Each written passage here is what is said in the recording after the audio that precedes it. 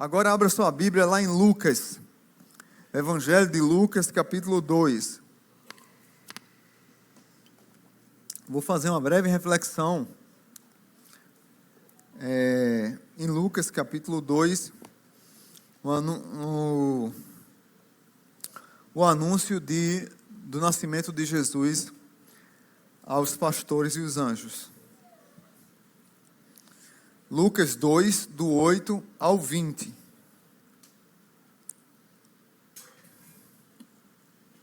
Lucas 2, do 8 ao 20. Amém? Todos acharam? Ou acessaram? Diz assim a palavra de Deus. Havia pastores que estavam nos campos próximos e durante a noite tomavam conta de seus rebanhos.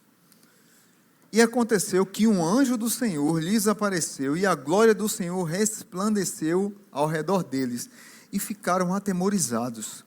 Mas o anjo lhes disse: não tenham medo, estou lhes trazendo boas novas de grande alegria, que são para todo o povo.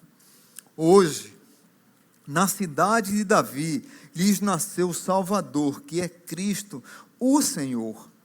Isto lhes servirá de sinal: vocês encontrarão um bebê envolto a panos e deitado numa manjedoura. De repente, uma grande multidão do exército celestial apareceu com um anjo, louvando a Deus e dizendo: glória a Deus nas alturas e paz na terra aos homens aos quais Ele concede o seu favor. Quando os anjos os deixaram e foram para os céus, os pastores disseram uns aos outros: vamos a Belém e vejamos isso que aconteceu e que o Senhor nos deu a conhecer. Então correram para lá e encontraram Maria e José e o bebê deitado na manjedoura.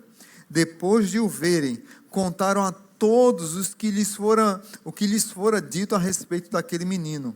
E todos os que ouviram o que os pastores diziam ficaram admirados. Maria, porém, guardava todas essas coisas sobre elas refletia em seu coração. Os pastores voltaram glorificando e louvando a Deus por tudo o que tinha visto e ouvido, como lhes fora dito. Amém? Oremos. Pai, nós te louvamos mais uma vez e queremos pedir para que o Senhor nos abençoe agora nessa reflexão sobre os pastores ali que ouviram a mensagem do anúncio de Jesus. Todos nós aqui, em algum momento da nossa vida, ouvimos essa linda mensagem. Nossa oração é que ela possa ser cortante e penetrante em nossos corações para a mudança de nossas vidas. Que o Senhor nos abençoe, no nome de Jesus. Amém. Nossos cenários de Natal podem gerar exclusão. Hoje eu vou falar sobre Natal, um presente para os excluídos. E aí, já de antemão, eu quero falar que aqui não tem nenhum viés, pelo amor de Deus, político, ideológico, quando estou usando a palavra excluído. Eu estou usando a palavra excluído porque vocês vão entender o que eram os pastores para aquela comunidade judaica. Então, é isso aí. Então, quem quiser pegar essa mensagem para se aproveitar dela, o pastor está com onda de progressista aí, então pode tirar o cavalinho da chuva que não dá para mim não. Eu estou pregando a palavra e eu estou usando o termo excluído porque os pastores eram pessoas excluídas naquela comunidade, assim como eu e você em algum momento podemos ter sido excluídos na nossa realidade. E aí o Natal, o cenário do Natal, ele pode gerar exclusão econômica, pode gerar exclusão social e pode gerar exclusão emocional. Ontem a gente estava, um grupo de pessoas aqui da igreja, o pessoal mais antigo, a gente estava conversando sobre, a igreja era bem menor e aqui tem uma pessoa que tinha um salão de festas infantil. E aí Tiago lembrou que a gente pegou as crianças do PEP. PEP é uma comunidade lá em Vila Maria, em São José de Pibu, muito pobre, muito pobre mesmo, muito carente. E aí pegamos as crianças do PEP e trouxemos para era o Realize Kids, ali no início da Ayrton Senna, não sei quem lembra. E aí a dona do Realize Kids era daqui da igreja, e eles abriram para as crianças passarem uma tarde lá brincando e lanchando. Então, quando o ônibus chegou com as crianças, uma das crianças, um pouco maiorzinha, que viu a grandiosidade daquilo, a beleza, os brinquedos, os videogames, os lanches, tudo lá, ela fez xixi, de tão emocionada, porque ela nunca tinha visto aquilo. A realidade dela é completamente diferente. Ela não tinha, a criança que não tinha condições de comprar um cachorro quente, e lá no Realize Kids tinha cachorro quente, tinha doce, tinha aquele algodão doce, tinha balinha, tinha tudo, a piscina de bolinha, o que você imaginar. Então, é uma realidade que a gente vê e acontece, e a gente trouxe no final, nesse período de Natal mesmo, a gente trouxe. Então, há essa questão econômica. Eu lembro que quando criança, na minha rua, o pessoal fechava a rua, isso é muito legal. Hoje em dia não se faz mais isso, a comunidade fecha a rua para comemorar festa junina, Natal, Ano Novo. E aí eu lembro que eles fechavam a rua para a ceia de Natal. Para a nossa família era muito bom, porque nós éramos muito miseráveis mesmo, a gente não tinha o que comer em casa. Então, a gente não participava do amigo secreto, porque a gente não tinha condições, né? Tinha alguns lá que ia se meter a participar do amigo secreto, e aí ganhavam uma camisa da Nike e davam uma meia de presente. Não sei se aconteceu já isso com você. Quem não gosta de amigo secreto por causa disso? Levanta a mão aí. Tem um bocado de gente, né? Você dá um presente bom e ganha uma meia, pelo amor de Deus, um pano de prato. Eu vou dar um pano de prato ali. Tem gente que faz muita cara de pau, né? Então a gente não fazia isso, mas a gente participava da ceia e era muito bom que a comunidade se juntava. Quem tinha o que podia levar, levava, e a gente participava. Mas o cenário de Natal pode excluir pessoas tanto economicamente, quanto socialmente, quanto emocionalmente. Pessoas, por exemplo, que no período de Natal, enquanto outros estão celebrando, outros estão chorando porque alguém morreu na família. E aquela pessoa que morreu faz muita falta para aquela família. E aí, cada Natal é uma lembrança triste, é uma lembrança de dor. O Natal pode acontecer, já aconteceu aqui, no dia 24 de dezembro, tinha uma irmã aqui da igreja internada, e eu disse, meu Deus do céu, eu tenho que fazer alguma coisa, porque dia 24, eu amo o Natal, eu gosto demais do Natal, e eu fico pensando, todo mundo, será que está todo mundo bem? Será que está todo mundo com a ceia, tem um peru, um galo, uma galinha, alguma coisa, todo mundo tem, eu fico pensando nisso. Aí a irmã no hospital, eu disse, eu vou para o hospital. Aí Jesus disse, vá lá, eu fui, passei a tarde lá, saí de lá quase 7, 8 da noite. O médico veio, a gente celebrou lá um momento, oramos, e depois liberaram uma pessoa da família para ir à noite, tipo umas 10 para meia-noite, para ficar com ela também lá, então foi bom. Mas ela estava excluída do Natal, porque estava internada. Outros cenários, por exemplo, quando há divórcio numa família, com quem os filhos vão passar o Natal?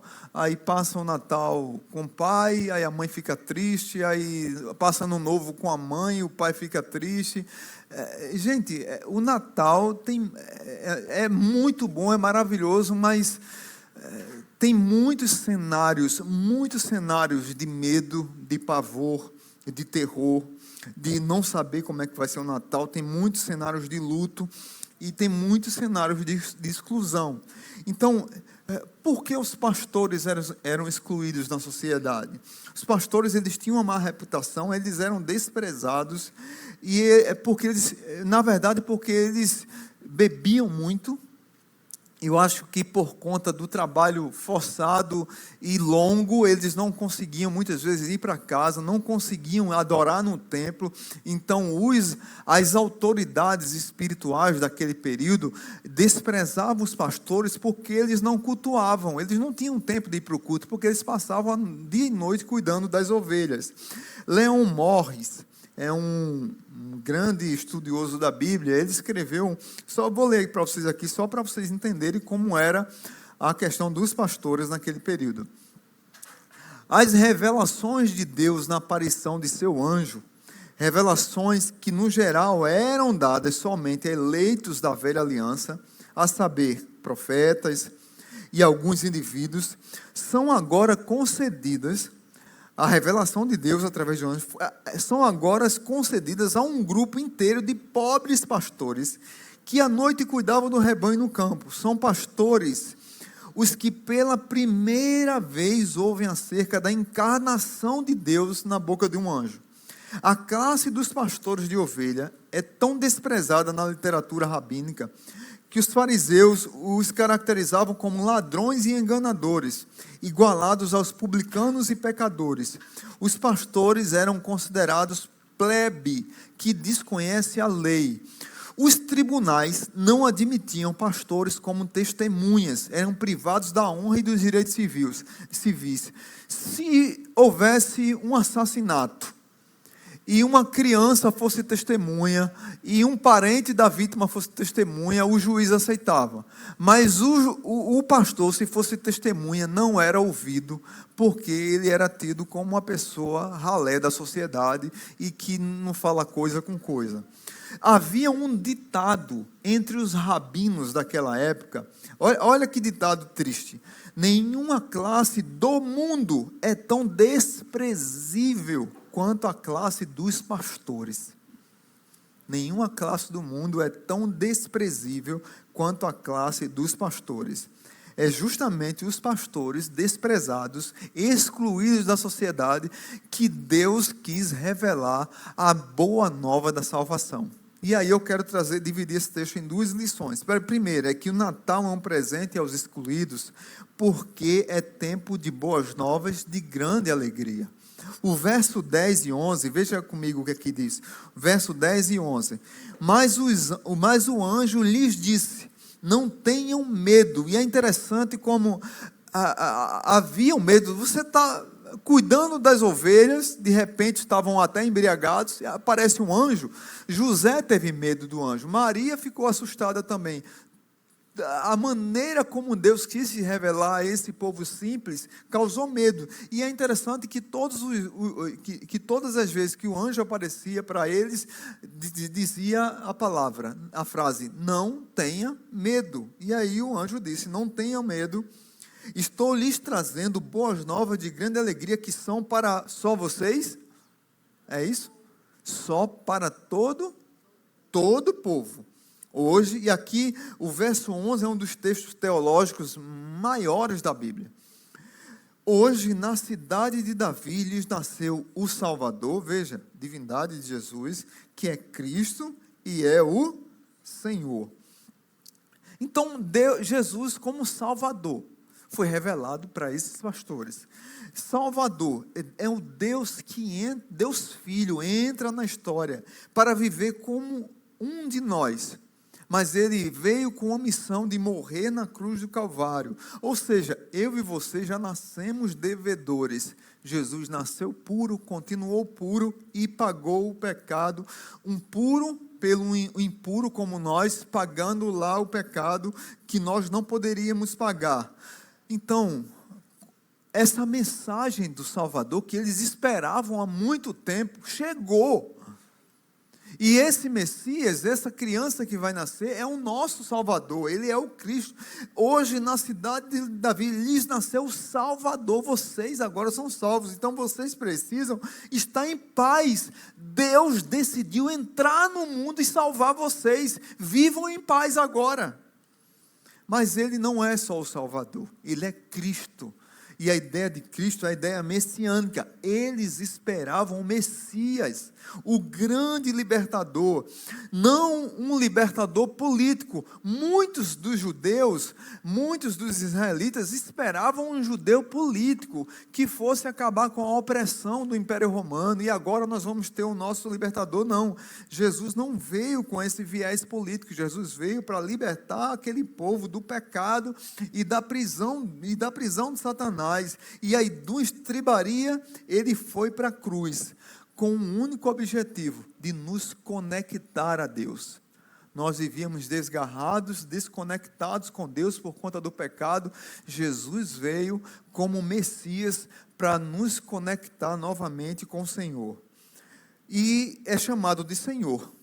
Jesus é aquele que é Senhor, é o Deus Senhor que entra na história e tem autoridade sobre mares, sobre demônios, sobre doenças, sobre perdão dos pecados. Jesus é aquele que é Senhor, soberano sobre todas as coisas. Foi essa notícia que os pastores ouviram e ficaram encantados.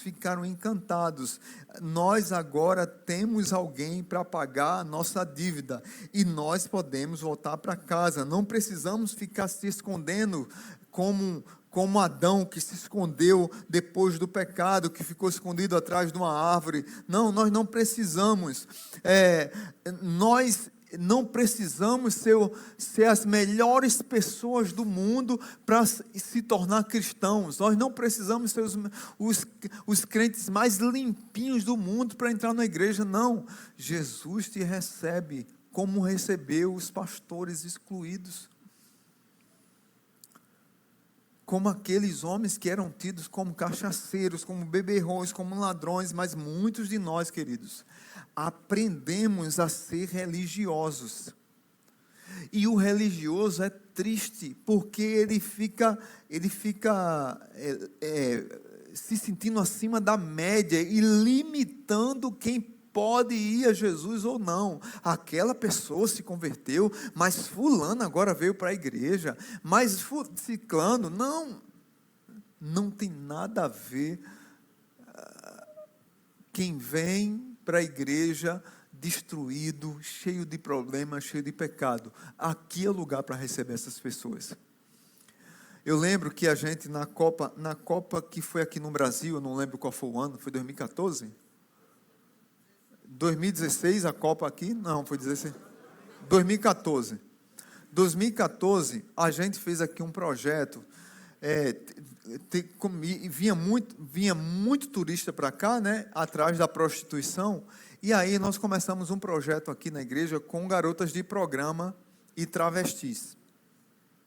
E aí a gente fez um jantar aqui primeiro, e no jantar não veio nenhuma, porque elas estavam nos bordéis, né?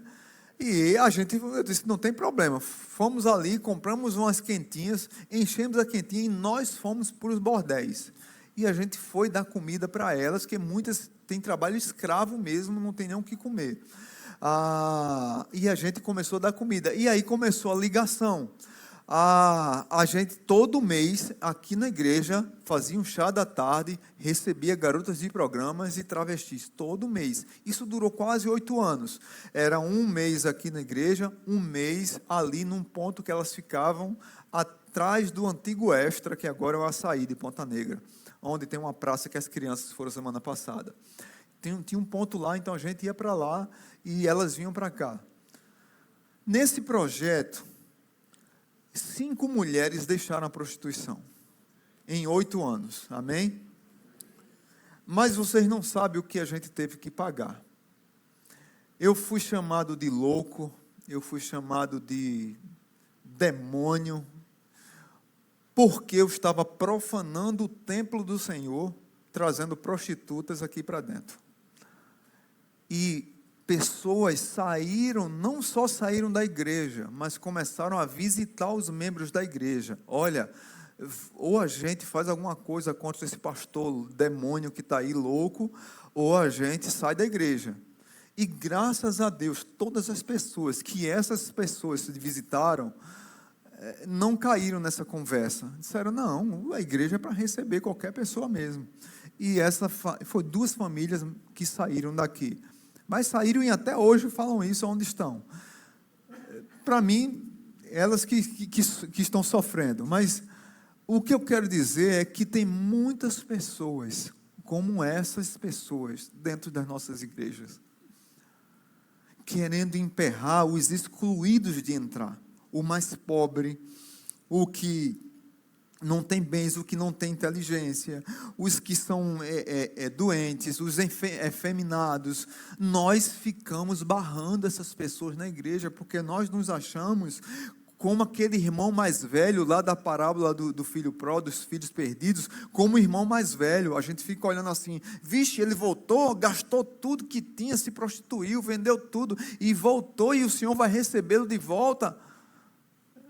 na verdade, é uma parábola dos dois filhos perdidos. O pai é que é o pródigo ali, que tem um coração de amor de Deus, a prodigalidade do amor de Deus para aqueles dois filhos. Não, filho, eu te amo assim como eu amo o que está voltando. E eu amo você que está aqui. Mas o filho que ficou, ele não sabia desfrutar do amor do pai e não queria que o pai amasse aqueles perdidos. Muitas vezes, infelizmente, nós somos assim. Nós achamos que nós alcançamos a salvação com a nossa própria força. E nós não aceitamos a simples mensagem do Evangelho que os pastores ouviram.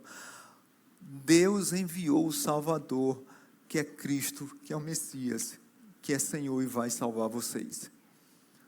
A mensagem é simples. Vocês precisam entender que Deus decidiu nos amar. Deus decidiu nos buscar, Deus decidiu nos receber do jeito que nós somos, com medo, com dúvida, com as nossas carências, com os nossos defeitos. Deus decidiu nos receber desse jeitinho que nós somos. Mas Ele não quer que nós vivamos do jeitinho que nós somos, Ele quer que nós sejamos transformados. Mas essa ideia, essa coisa forte que há no nosso coração de querer dizer que eu, com a minha santidade, com o meu serviço na igreja, com a minha frequência na igreja, eu chego a Deus, eu agrado a Deus. Tem uma música aí que os evangélicos cantam, graças a Deus aqui na igreja, eu nunca vi ninguém cantar, eu ouvi em algum lugar, alguma rádio, estou pagando meu lugar no céu. Estou comprando meu lugar no céu. Esse é o refrão da música. Misericórdia. Isso é uma música, eu acho que foi o diabo que incorporou na pessoa e escreveu. Para as pessoas acharem que elas têm condições de serem salvas com suas próprias forças. Meu irmão, você é salvo porque Jesus Cristo decidiu vir como uma criancinha, numa estribaria, com a mensagem simples, para pastores simples. E esse mesmo Jesus um dia subiu na cruz do Calvário e derramou a vida por mim e por você. Foi enterrado, mas no terceiro dia ele ressuscitou, está vivo.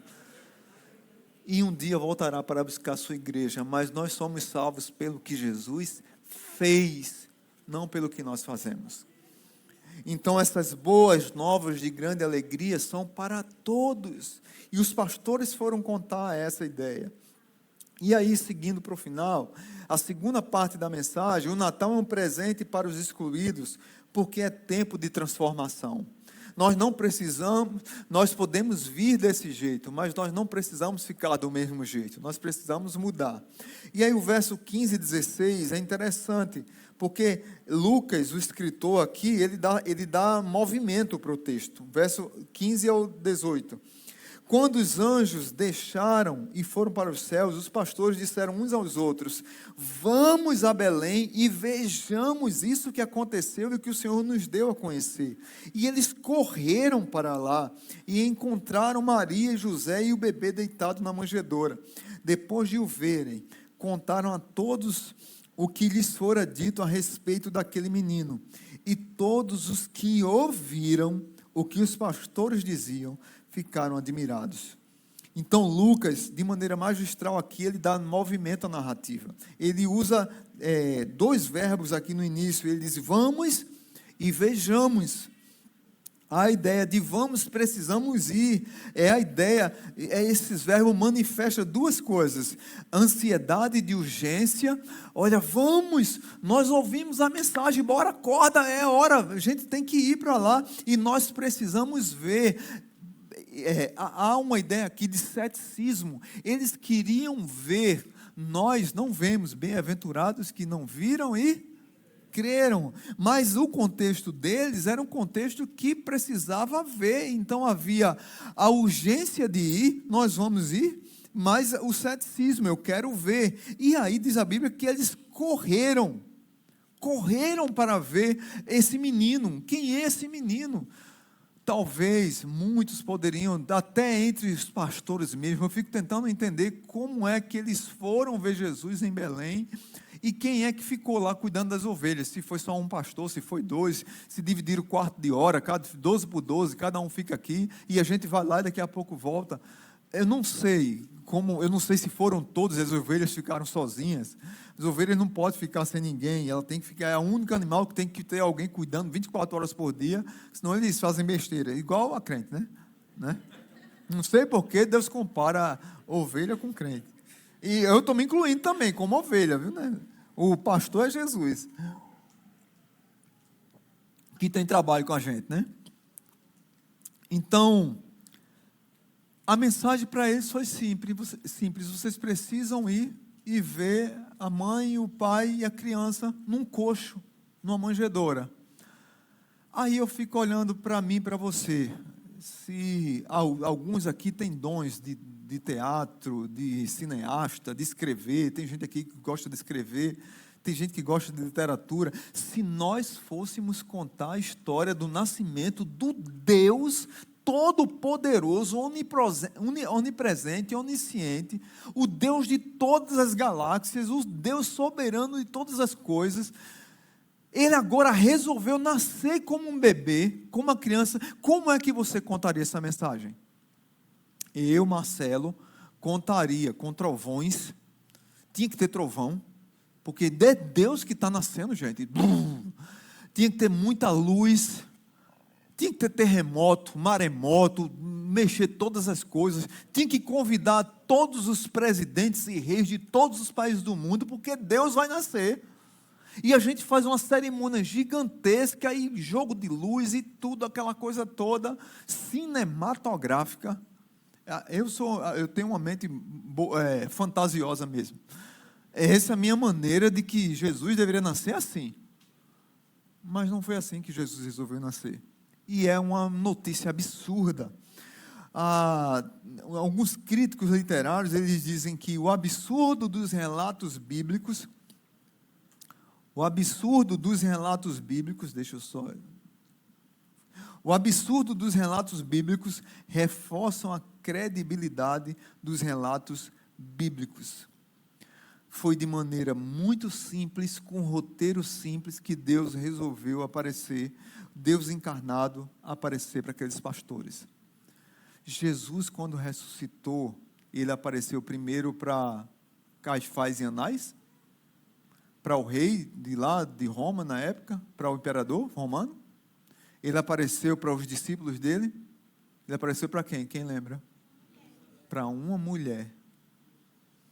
Que assim como os pastores, as palavras das mulheres também não eram 100% aceitas pelaquela comunidade. Mas Jesus, quando ressuscitou, resolveu aparecer primeiro para mulheres e depois foi que apareceu para os discípulos.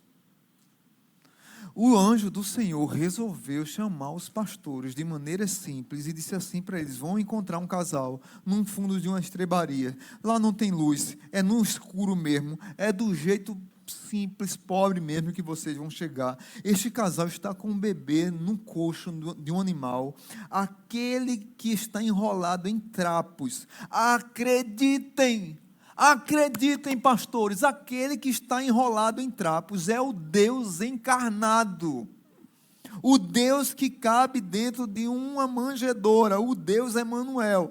Meus irmãos, essa história é absurda. É absurda essa história. Não foi para os reis daquela época, foi para os pastores bêbados, excluídos da sociedade, que o anjo quis revelar que Jesus ia nascer. Mas eles tinham duas escolhas, quando eles ouviram a mensagem do anjo.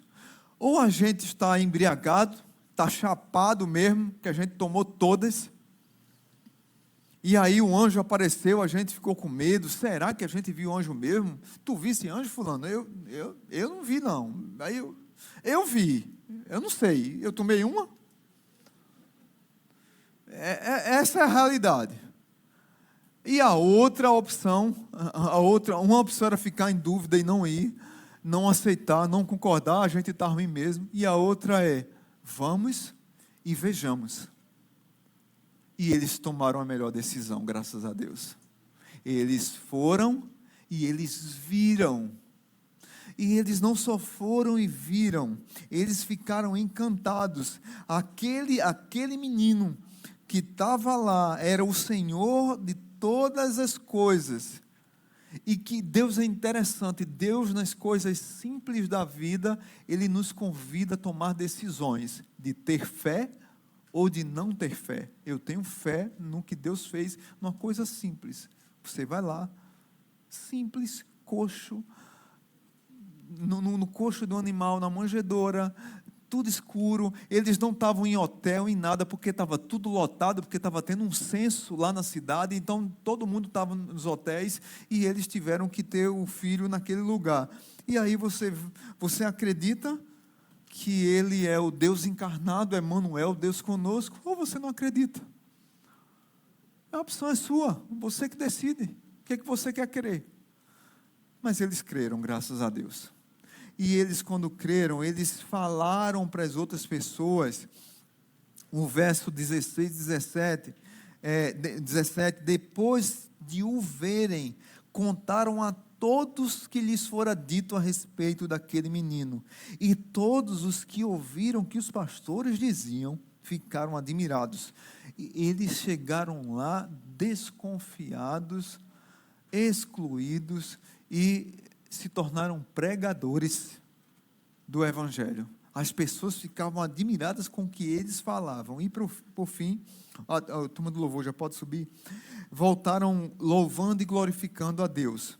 Os pastores que viram a glória do Senhor brilhando ao redor deles, que escutaram a mensagem do anjo, que ouviram coro celestial, que viram Jesus encarnado e que divulgaram o nascimento de Jesus, voltaram louvando e glorificando a Deus. Verso 20. Os pastores voltaram glorificando e louvando a Deus por tudo que tinham visto e ouvido, como lhes fora dito. Meus irmãos, nós não podemos sair daqui sem tomar decisões. A ideia é de que nós nos encontramos com Jesus, nós vimos, nós ouvimos, nós falamos para outras pessoas, mas nós voltamos felizes, louvando e glorificando ao Senhor, porque tivemos um encontro com o Senhor. A minha pergunta para você é: como é que está o teu coração? A Bíblia diz que bem-aventurados que não viram e creram. A minha questão com cada um que está aqui é: se você frequenta a igreja, frequenta só por questão de religiosidade, não, eu tenho que ticar lá, como uma marcazinha, uma gaivota azul, eu marquei, uma gaivota verde, eu marquei, eu estou lá. Ou você veio aqui para ter compromisso com Deus encarnado, Deus Emanuel, que é Senhor, que é Messias, que é o Cristo e que é o nosso Senhor e nosso Salvador. O meu desafio para você é: faça como esses pastores fizeram. Eles foram, eles desfrutaram, viram, creram, saíram maravilhados, falaram para outras pessoas ouviram a mensagem que os pastores ouviram e viram, mas os pastores não ficaram só nisso. Tem dias que nós paramos para fazer uma devocional, uma Lectio Divina, como eu anunciei num livro. A gente para a Lectio Divina e a gente sai do mesmo jeito. Tem dia que a gente sai pior do que entrou. A gente entra numa devocional e Deus dá um sacode na gente, a gente sai mal. Tem dia que a gente está mal para caramba, não quer nem abrir a Bíblia. Isso é normal, a vida normal é assim. Mas a diferença é que quando a gente teve um encontro real e verdadeiro com o Senhor Jesus, a gente sai louvando e glorificando. Eu posso estar mal, eu posso estar triste, eu posso estar decepcionado, eu posso ter levado uma pancada, as pessoas podem ter duvidado de mim, mas eu saí louvando e glorificando a Deus. Quem estiver ao nosso lado vai ouvir a melhor mensagem do mundo. Faz desde 2008 que eu digo aqui para a igreja: Feliz Natal é feliz Jesus. Que vocês tenham feliz Jesus todos os dias da vida de vocês e saiam glorificando e louvando a Ele por isso. Nós podemos, em alguma etapa da nossa vida, em algum momento da nossa vida, nós podemos ter passado pela triste palavra chamada exclusão, mas Jesus nos acolheu e nos colocou no meio do seu povo, no meio da sua família. Em Cristo nós não somos excluídos. Amém? Curva sua cabeça e vamos agradecer ao Senhor. Pai bendito, nós te louvamos e nós te agradecemos por cada vida aqui. Queremos pedir pela vida, pela misericórdia do Senhor derramada sobre nós. Obrigado porque esses pastores ouviram essa mensagem e tiveram coragem de pregar essa mensagem, de sair louvando e glorificando ao Senhor. Eu creio plenamente, Pai, que o Senhor fala e renova a fé de cada um de nós. Se tem pessoas aqui machucadas, porque em algum momento da vida foram excluídas de alguma relação, por conta de questão financeira, emocional, de saúde, social, que o Senhor possa restaurar nesses corações o valor e a dignidade, porque elas são amadas e escolhidas do Senhor. Foi por elas que o Senhor deu a vida, e elas encontraram a igreja, encontraram o Senhor, encontraram amigos, encontraram uma nova família, e elas podem dizer que faz parte de um corpo. Então eu louvo ao Senhor por isso, pela maneira como o Senhor resgatou a minha vida e a vida de tantos outros aqui, que poderiam hoje não estar bem, ou nem sequer estar por aqui, mas o Senhor nos preservou e tem nos abençoado. Muito obrigado, porque o Senhor enviou seu Filho amado, Jesus Cristo, para nos dar esperança, e para dizer para nós um feliz e bom Natal. Que o amor de Deus o Pai, que a graça maravilhosa de Jesus, que a comunhão do Espírito nos acompanhe. No nome de Jesus. Amém. Dá um abraço. Amém. Dá um abraço aí quem está do seu lado e diga assim: Feliz Jesus.